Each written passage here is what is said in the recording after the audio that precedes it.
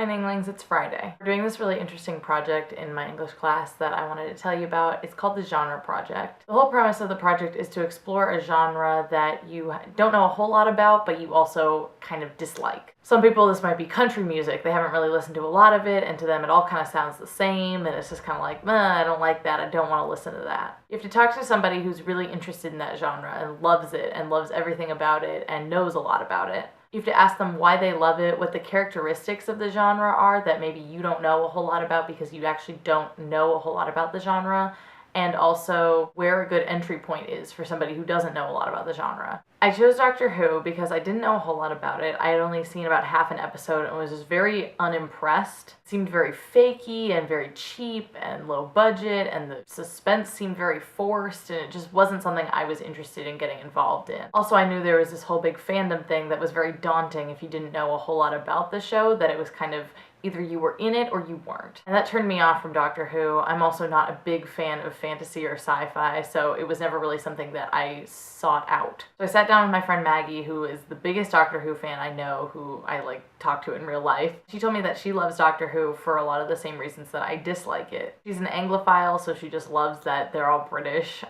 She's interested in sci-fi, and she loves how cheesy it is, but also that she can get past that cheesiness and really connect with the characters. She suggested that I watch Blink because apparently it's very critically acclaimed and it's supposed to be one of the best episodes. And it's funny because for Christmas I bought her a necklace that had a quote from the show on it, and it was actually from that episode, but I didn't know anything about it. So it was kind of fun to see for me where that quote had come from. I knew it was a Doctor Who necklace because I got it from a girl who makes fandom jewelry, but I didn't actually know the context of the quote that was on her necklace. So I watched Blink and I took notes a bunch of the time, saying, kind of summarizing, because I'm gonna have to write a paper about it, and also kind of writing my comments. Wrote things like, the suspense is very forced, and oh my gosh, it's so overly set up and very forced. And that's just kind of something that I disliked about it. Some of the acting seemed forced, a lot of the lines seemed forced, the major premise seemed forced. So I just had a really hard time watching it because I have a really hard time with things that aren't genuine. I know a bunch of you are big Doctor Who fans, and so I figured that that was kind of fun to be able to see something that you guys are into, but I just don't think it's really for me. But I've given it a chance, and that's the most important thing that I think the Genre Project teaches me, is that it's okay to be dismissive, but you first have to give things a chance before you dismiss them. Oftentimes I, and other people for that matter, are quick to just dismiss things that we think we won't like, even though we haven't actually experienced them. And I think it's really important to try things out, even if you aren't sure if you're going to like them or not. Sorry I can't enter the world of the Doctor Who fandom, but